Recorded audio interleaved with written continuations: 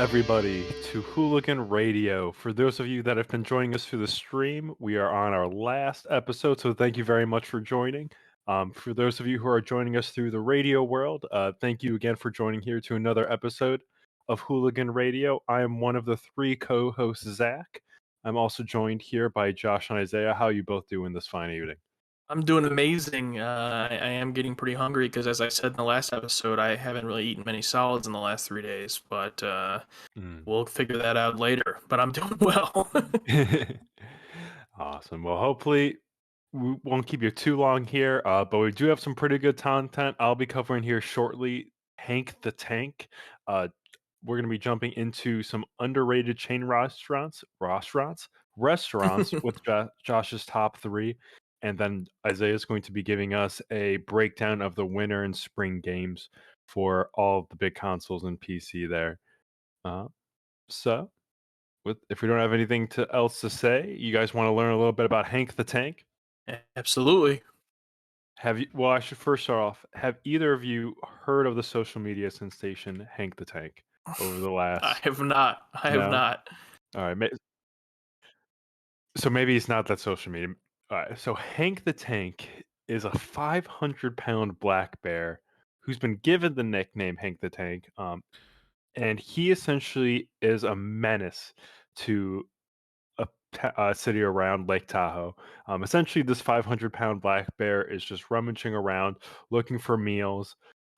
He seems to oddly be gentle, according to people, but essentially he's becoming a problem where he's being seen so much that conservationists want him gone. They want him moved, and it's getting to the point where, unfortunately, it might be to where he has to be killed to remove him from the situation. But Hank the Tank is sort of a little bit of a legend in the area, sort of to what I hinted at earlier. He has been the cause of over 150 calls to law enforcement. Specifically, he has broken into over 30 houses and has caused property damage on over 38 different properties, to be exact. Extensive property damage, has completely ruined actually a few homes.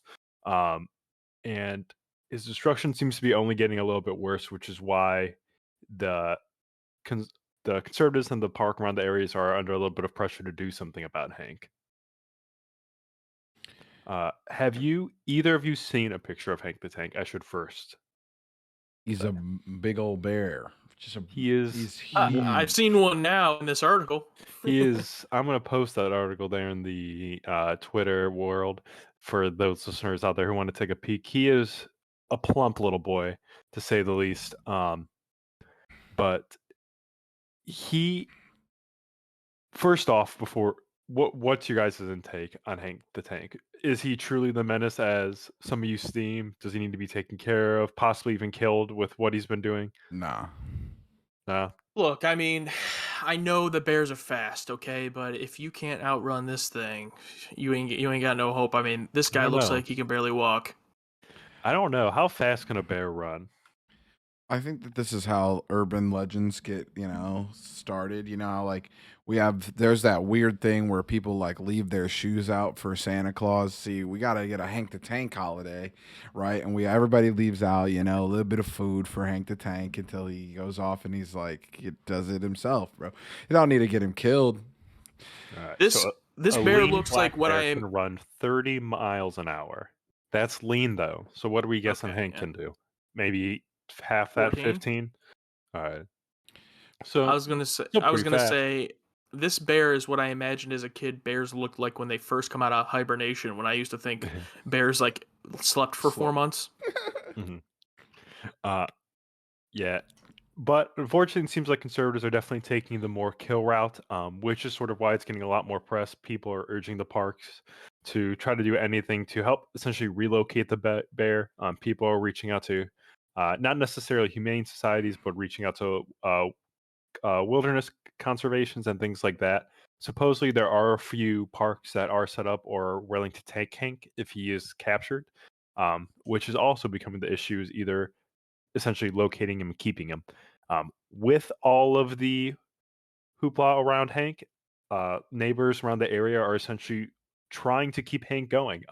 whenever they see Hank, they're trying to scare him away so people can't capture him, nor he necessarily gets hurt by the traps that they're leaving for him. There's been even a few pictures there in the article where people will write look out or bear killer on the traps, thinking the bear can for some reason read it. But they're doing anything that they can do to help this bear's cause. That's actually pretty funny. Yeah, I just I got meme brain from our last episode. If you don't know, we streamed 3 episodes on Twitch, and I'm just thinking about Surprise Pikachu and how it applies to Hank the Tank. And it's just like I just picture Hank rolling up on a fucking bear trap and just Surprise Pikachu and out of there. We're like, goodbye. After reading, obviously. So that happened. So all that happened for everything led up to it, and then that article was released about a week ago. Within last week to now, a new article has come out supporting the theory that Hank was not the only bear to do this, that this is actually 3 bears with all the heists in the neighborhood. It's gone to the point where they've gone and gotten DNA samples from the bears at each in particular place, or they've accumulated enough evidence to where they can factually say that it was 3 bears and not only Hank the Tank who's done all these. So with this, amazing. Hank the Tank seems to have gotten the death penalty lifted, and they're hoping to capture him a little bit more. They're going to be putting a little bit more of the effort to capture him and relocate him than just outright kill him. But this story just keeps getting a little bit more and more, and I'm looking forward to seeing what Hank gives us more in the future. So what is the opportunity that this is a viral marketing campaign for a movie about Yogi Bear? They did it with the fucking clowns back whenever it was coming out. This is just viral marketing for a Yogi Bear movie. This could be if this bear dies, will this be Harambe 2.0? Yes. Hank the Tank must live on. Yeah, I don't know. Let's not disrespect Harambe, man. I almost put him on the meme tournament, by the way, but too soon. Yeah, I don't know if that was a universe splitting moment. I think we're in an alternate universe after that. So I don't know if Hank the Tank might be getting there with Hank. Hank has already had several news stations and articles about him. To the point where he's at least gotten the follow-up article clearing his name, where I can't say a lot of others have. He's on the run, dude. Harambe, Harambe didn't get a on the run sequence. Didn't get a fucking. You're right. Escape from Tarkov fucking arc. You're right. He just got his. Fair enough. He just got the decision. He's just trying to get into the hot zone and eat some fucking Chick-fil-A and get back to the fucking bear cave, bro. Yeah, he's trying, and he's doing pretty well at it. What a goat. But that's my topic. Josh, what do you have? Do you want to lead us in your top 3? Absolutely. So my top 3 this week is going to be underrated chain restaurants. And to make it as simple as possible, when I say restaurant, it could be anything. It could be a fast food restaurant, a sit-down restaurant, a fast casual restaurant, whatever you want. I just use the term restaurant because when I first thought of this top 3, it's because I was sitting at a certain restaurant, which I won't say the name of because it'll probably be one of my picks if it gets to me. And I was sitting in the restaurant eating it, and I just thought to myself, I said out loud, I said, man, this restaurant is really underrated. And I'm like, you know what? Let's do a top 3 about it. I know we've talked about fast food places and stuff definitely before on top 3s, but I want to specifically talk about which ones you think are underrated. So Zach, you're going to be up first, and then myself and Isaiah snake draft. Wow, I really am the one out of the gate, aren't I? Man, this one's I have to be a little bit more strategic because I think a couple of mine might be able to sneak through to the end. One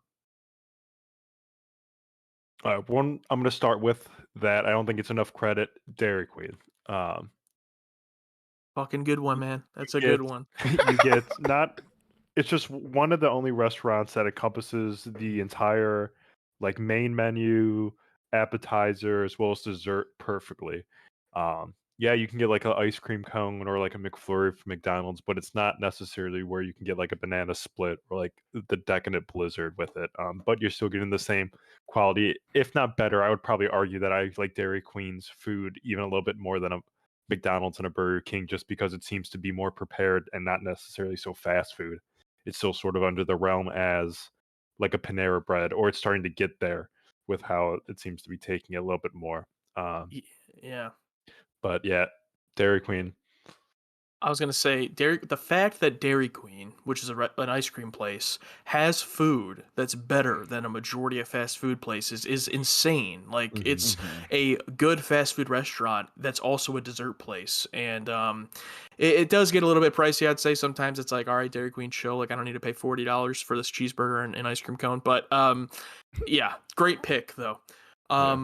My first pick, I'm going to have to go with what inspired this list because I don't think anyone else would pick it. But if I don't end up getting it, it's going to be, just ruined. So my first pick is I going thought it to was be. Dairy Queen. No, but that was on my list for sure.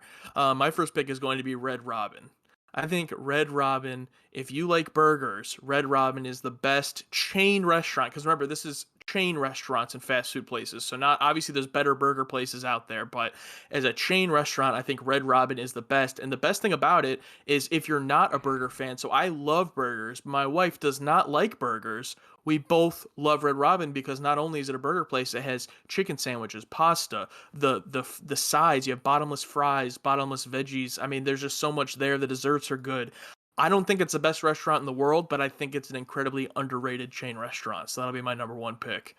That's a good pick. I've been thinking about That going is to a Red good Robin for the last couple of months, and I just haven't been able to go. So, with that review, I'm going to see if I can con my way into Right. some Red Robin tonight because I'm already getting hungry in this. But I think that so I'm having a hard time because I think it's pretty easy for me to identify overrated chain restaurants, but underrated chain restaurants is difficult. But I've come up with one, then I have to come up with another one right away, which is gonna probably put the death of me, and I'm gonna pick poorly. But the first one I've come up with is Ruby Tuesdays. I love Ruby Tuesdays. Before the pandemic, that salad bar, flames. Salad bar. Yeah. What? Yeah, I don't think I've ever have seen. Is You there? been going to Ruby where's- Tuesday? I don't think I've ever been to a Ruby Tuesday. There's a Ruby Tuesday in Sheffield over by the Regal, and there's a Ruby Tuesday in North Olmsted over by the mall. So they actually closed that one. That one is now a BW3 in North Olmsted. Wow. Yeah, but the one in the Sheffield still exists. I don't think I've ever. I actually think that's one I've never been in. And I think that depending on who you ask, my second choice is going to be divisive. Divisive. I'm going with Crystal. I don't know if you guys have ever had Crystals.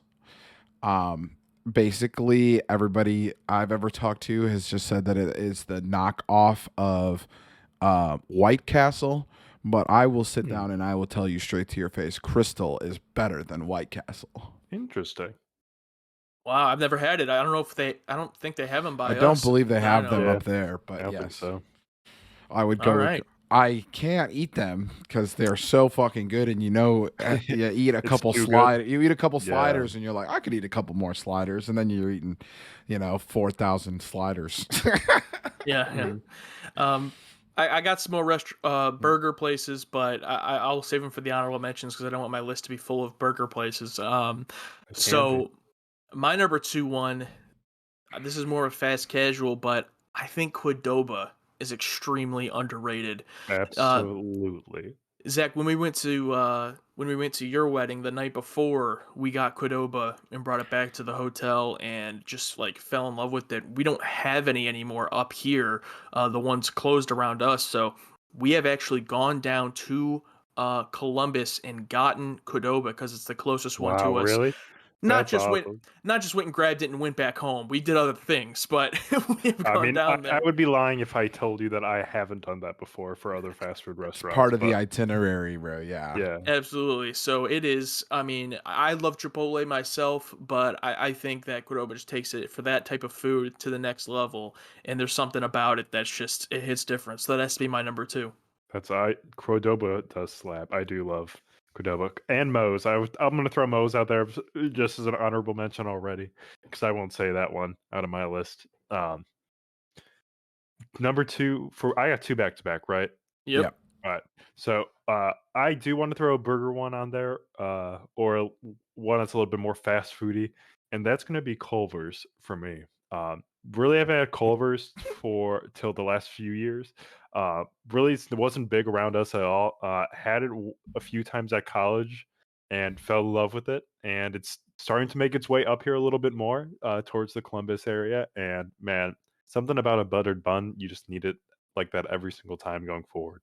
Yeah, there's one in Avon now, and it's like a Chick-fil-A style line. That line you better like watch it, have a movie ready while you're in that line, but it's delicious. It's another one that just does even their desserts are pretty good.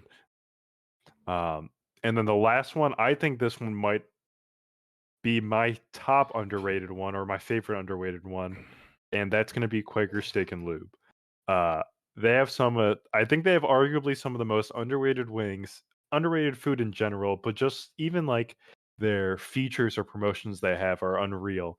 So like their endless wing nights with just what you get in quantity with it, how long you can stay there, and just how much they're willing to give out. But yeah, I just something about their wings every single time just I don't think I think the last time I went to Quaker Steak was the last time we all went when we first started Hooligan Radio. I don't know if you guys remember, but just very shortly after starting it, us three, and then I think Alex also went with us, which by the way, today is his birthday, so happy birthday to him. Oh, happy birthday, Alex.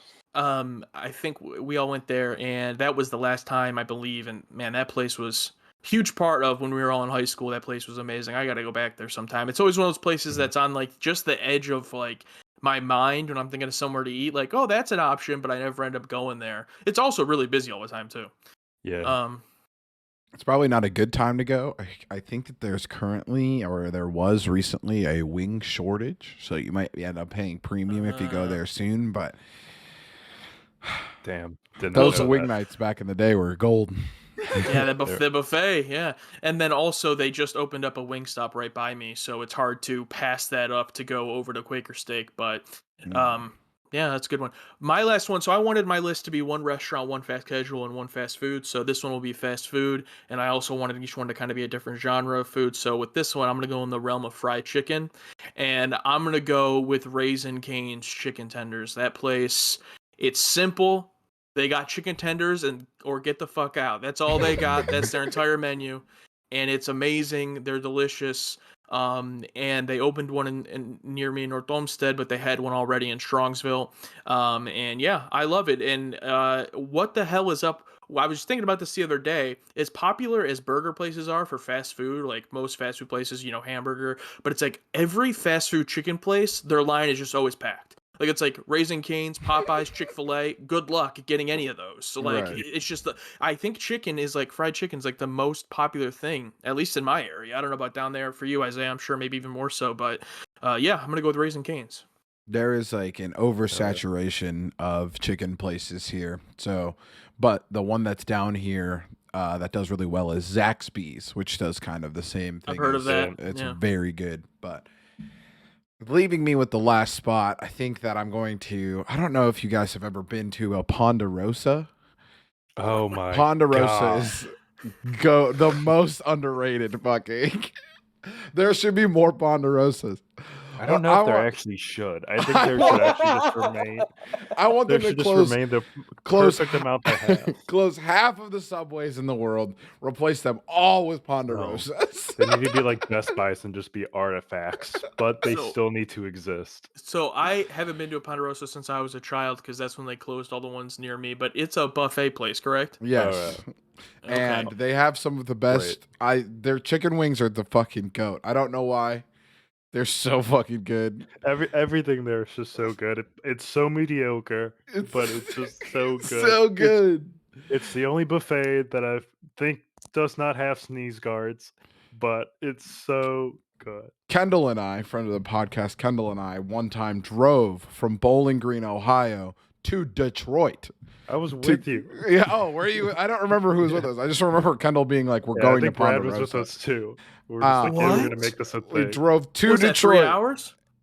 It was like two. I think it was like 2.5. We went to Yeah. Ponderosa Jeez. and then we went home. We did what you were just saying, where you went to Columbus for Cordoba, but we went to Ponderosa, said, damn, worth, and then drove back to Bowling Green, Ohio. I would still make that drive from Columbus currently, if knowing that place is still open. How did none of you like shit yourselves on the way home? We That's what I did. wanna We know. we had to stop. What do you mean? We definitely had to stop. We had Ponderosa. What do you mean? Dude, that is insane. Man, Plus you had to go to Detroit, so that's a whole other. Yeah, that's a it was- risk. Man, It was a time. now I just want Ponderosa.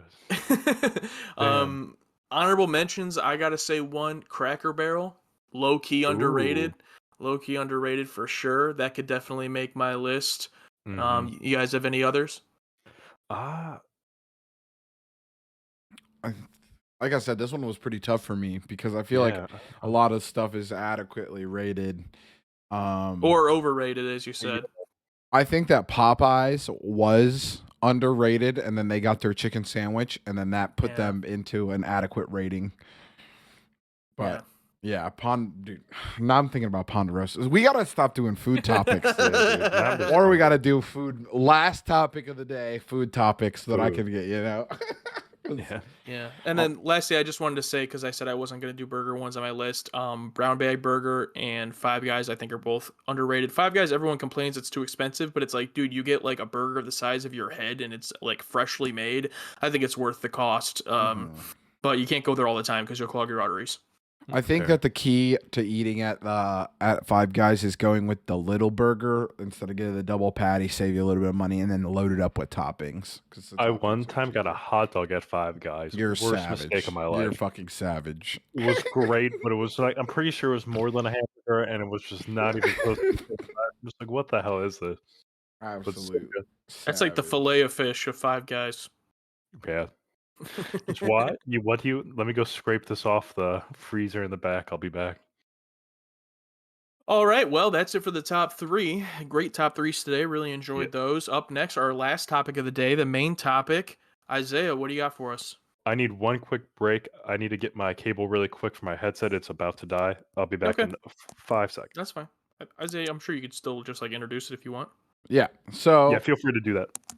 We will be covering all of the games that will be releasing in the first quarter and a little bit of 2022. Gaming is back in a big way. And there was a time there where everybody was talking about games that, what do I play? What do I play? And now I think that I'm about to tell you, there's a lot of shit. There's a lot of shit for you to play. So with that, we're going to get started. And right off the top of the year, I mean, if you didn't already know that this came out, I don't know how, but in January, Pokemon Legends Arceus came out. This is the open world Pokemon game. You've probably seen some footage of people, out there fighting Pokemon and the Pokemon can attack the character and stuff like that. This is kind of the game that everybody's wanted for a long time. Necessarily did everybody get what they wanted out of it? I don't necessarily know. But Josh, have you seen anything about or are you interested even in Pokemon Legends Arceus? I'm definitely interested. I'm still to this day kind of searching for that perfect Pokemon game. But I haven't really heard much about it just because I haven't been paying attention. But this really does seem like a role-playing Pokemon game I feel like I could get into. So I would definitely want to look more into it. Would you say it is pretty similar? Like as far as like what type of Pokemon game it is, what would you compare it to? I think it's kind of like the cross between Pokemon and like a Skyrim type kind of ordeal. So your Pokemon still take turns, but their turns are really like based on speed. So if you had like 1 speed versus somebody who has like 5 speed, you would get to go 1 time for every like 5 times that they were going or something like that. I don't know. It's pretty cool. It's not necessarily for me. I gave my Switch to my girlfriend, so she pretty much plays Stardew Valley and Animal Crossing on it. So I mostly play on my PC, but it looks cool. It seems like a lot of the Pokemon fans are divided on if they like it or not. I know that Brad, who is like our a friend of the podcast, is a huge fan of it. I know he's played a lot of it. Zach, are you interested in it at all? I actually am. It seems really cool. I like the open world concept. I think actually, oddly enough, what's grabbing my attention most about it is the funny videos that our friends will send of just outrageously strong Pokemon wrecking smaller Pokemon that are just that are wandering the world. Yeah. I and I honestly can't tell you the last Pokemon game I've played that this would be my first Pokemon game in probably a few years, actually. Um, so I'm actually thinking about this one will be breaking the Pokemon dry spell. It also has like a couple aspects from like Pokemon Snap where you throw different stuff at the Pokemon and get different Yeah, interactions and stuff. So if yeah, you like the like different that, berries or potions things. yeah. So if you like that as part of gameplay, then you'll probably like this one as well. But that was January, and we're in February now, so I probably should have did this, a couple months ago. But I think Hey, we've only had one stream doing it. since then, and I completely forgot. So February, Dying Light 2, Stay Human. Have either of you guys played Dying Light 1? I've not. Watched it, but didn't play it. Zach, you never played Dying Light 1? I could have swore you played I literally Dying Light watched you and Corey play it for multiple nights, but I never actually played it myself. Dying Light 2 is is the second game in this series. It's built in the universe, but it does not really have a big relation to the first one. So if you are interested in Dying Light and you say, "Well, I don't want to play the second one because I'm not going to know what's going on," you don't have to worry about that. This guy, the character that's in it is their own like storyline, but it's in the same universe. So definitely check it out. It's the first game of 2022 I've beaten so far. If you guys, I don't know if you guys have any interest in playing it. It's good. It's a zombie game. It's got parkour. They had guns in the first one, but they took out the guns. So it's melee weapons and bows in the second one, and it's pretty awesome. The Easter eggs in it are incredible. The dev team behind it is wonderful, and it runs really smoothly, at least on my PC. So, how much knowledge would I need of the first one to? None. Okay. No. You could, quite literally, you could pick it up and play it and have a good time.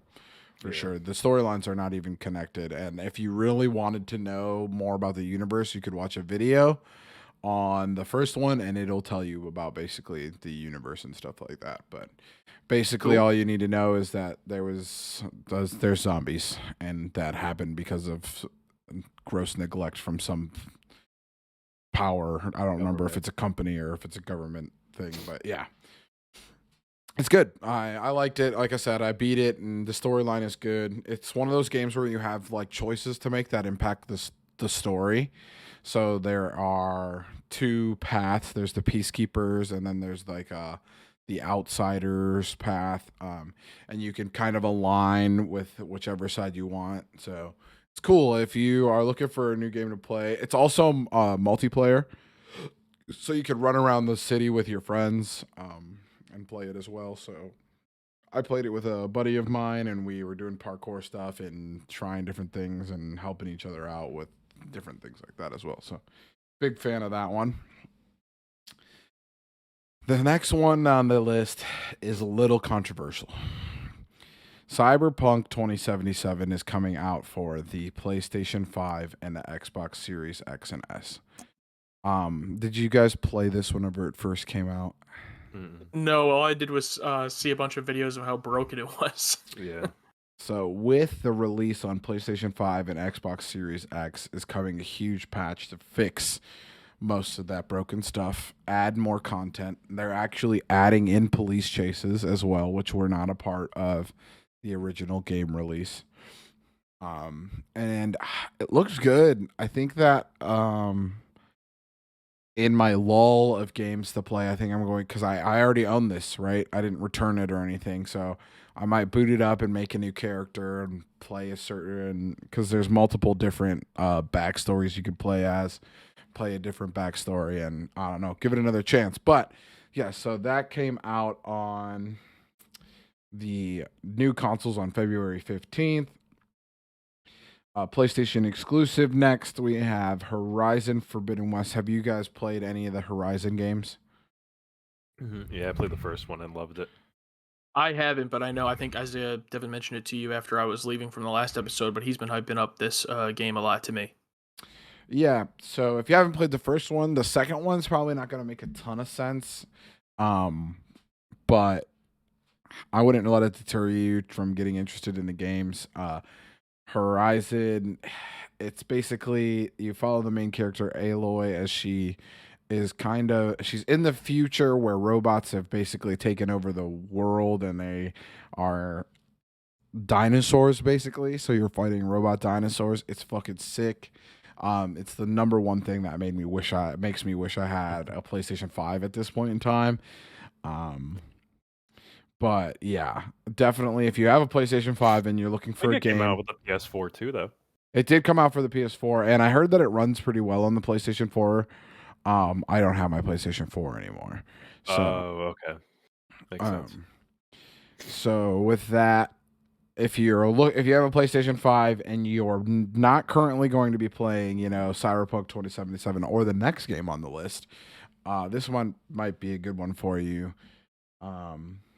But with that being said, Elden Ring is probably one of the most anticipated releases this year, if not for the last few years, that people have been looking forward to.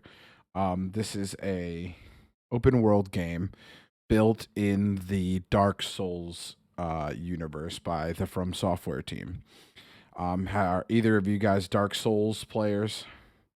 I have never played it, but it's always been one that I've watched people play. This was actually I sort of preluded earlier in one of the episodes that I sort of took a break from video games and was amped to get started back up, and this was one that I was actually looking at sort of diving on into to begin with. Yeah, I have not. I have heard a ton about it just online, but I have not. Yeah, Dark Souls or From Software games have been generally super difficult to complete. They're not necessarily hard to play. It's just how they're made. There's no difficulty choice or anything like that. They are kind of like a darker world. It looks sweet. I have a lot of people who are excited playing it. It's not for me. I know that I would become instantly frustrated after that dying to a boss like 7 times. But I do love watching other people play it, and I'm so glad that there's a ton of people who are enjoying it. So Elden Ring is definitely a huge game. I mean, I know out of all of the people I play video games with or hang out even around, this is like their most anticipated title. I've got multiple discords where people are just playing it and talking, and I'm pretty sure that it's co-op in some sort of fashion online. I'm not necessarily sure about the details on that, but it's huge. I'm so happy for all the people who are about to be playing that. Now, that was the last game that was close to. I mean, that has released in the past. All of these are going to be released in the past by the time this episode comes out. But these are the ones that aren't out yet. So these are speculatory. Hopefully, come out on the dates that they have here because we're pretty close now. And we got WWE 2K22. This is coming back from an earlier episode. Josh mentioned that he is one of the top things he's excited for in 2022. Josh, what makes you the most excited about this game? Well, it is bringing back the general manager mode that has not been in a WWE game since 2007. And yeah, 15 years later, they're bringing it back. Of course, back then the game was made by Ukes, THQ, different company. It's now being made by 2K, so it's going to be a pretty different mode, but the stuff that they've released on it and showed about it seems very cool. It does seem a little bit bare bones and limited from what I've seen, just because it's the first year of it. But yeah, overall, I'm excited. I've just been waiting to finally be able to get a wrestling game again that I like, because 2K has really dropped the ball the last number of years. So hopefully this one ends up being good. I am so excited for you to be able to general manager again. I think that that's one of the funniest ways to play wrestling games, in my opinion. It's like, oh, I'm the GM. I'm Vince McMahon now. I'll show you how this company should be ran. That's amazing. Exactly. Yeah, pumped for that one. I probably won't play it, but I'm excited to hear whenever Josh finally gets his hands on it that if he's enjoying it or not, or if they messed it up again, or and then comes the fucking peak. The reason why I wanted to do this main topic is on March 25th, 2022, we are getting 3 video game releases, all of which deserve 100% of my attention. So I don't necessarily know how that's going to work. Number 1 is Ghostwire Tokyo. I don't know if you guys have heard anything about this game, but it is basically, it's a cyberpunk type game that is based out of, obviously, Japan, and it looks absolutely stunning. I hope that it goes completely nuts. That's available. That's going to be available on PlayStation 5 and PC. I'm super excited for that. I don't know if I'm going to pick that up on day one, because one of the other games in here is probably one of my most anticipated titles of 2022. But releasing as well that day is going to be Kirby and the Forgotten Land for you guys who are on the Switch. This looks like the Kirby equivalent of the modernization that brought Super Mario Odyssey brought to Super Mario. So this will be Kirby's Super Mario Odyssey, and it looks crazy. There's already memes coming out about it because, you know, Kirby does the big suck. Yeah. And he fucking goes hard. Well, I don't even know. They go hard in this game, and I'm pumped for it. I really hope that Bailey is interested in it, because I would totally pick it up for her just to watch her play it, because it looks fucking crazy. He like swallows a car in it and shit, and just absolutely so good. And then the last one, the one that I've been waiting for, and I'm really hoping that it's going to be cross-platform, is Tiny Tina's Wonderland. So this game is built out of the people who make Borderlands, and it is a D&D based fantasy game with guns and swords and axes and all that kind of crazy stuff, and character building and all of that. Tiny Tina's Wonderland is what I referenced to earlier in saying that this is my probably most anticipated title at this point in time. It looks just as quirky as the rest of the Borderlands games, and I'm super pumped for that. But I was wondering, out of the 3 that are coming out on March 25th, what is your guys' most interested title? I think it's going to be Tiny Tina's Wonderland #1, Kirby 2, and then Ghostwire 3, in that order. I think that's fair for me as well, although I will say I will most likely definitely be getting the Kirby game, because that is, I've been waiting for a new Switch game that I can play, and that one looks really fun. But the Wonderlands game has me more interested. Like, I feel like I pretty much know what I'm going to get from the Kirby game for the most part, but that Tiny Tina's Wonderlands is what I'm most interested in, but I don't know if I'll buy game 1. I'll probably wait a little bit to see, what it's all about.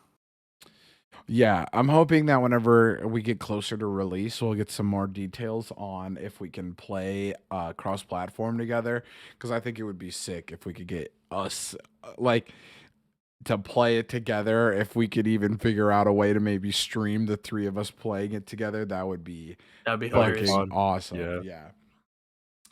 But it's funny that you mentioned that you're looking for a good Switch game, because in April we're getting 2 Switch games, one a port and another one that I think a lot of people have been asking for, but necessarily didn't know that we were actually going to get.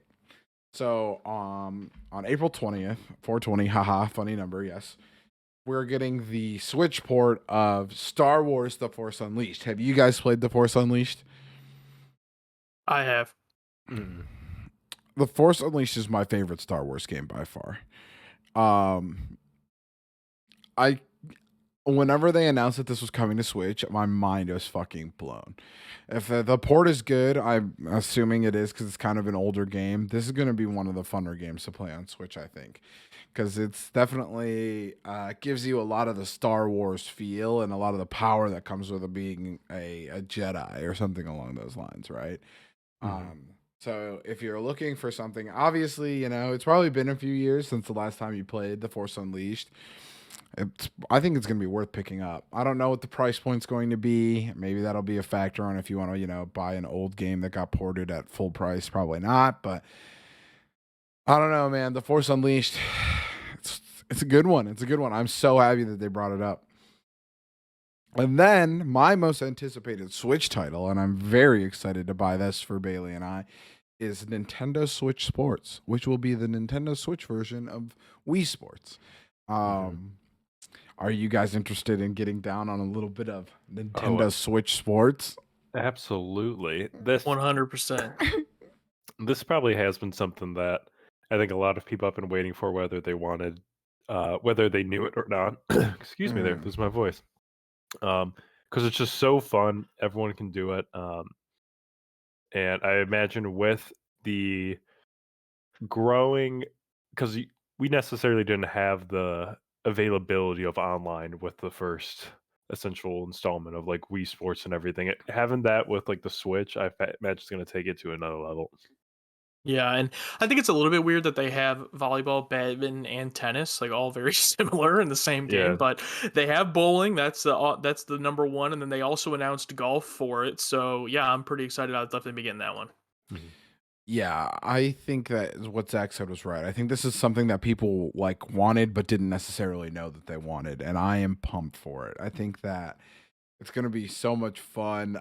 It's one of the best memes I saw about it was like the Wii Sports music was good, but they fucking did it to the max. It's a fucking crazy. Oh, really? You should watch. Yeah, when you get time, you should watch the trailer on it. It's so good. But I'm excited.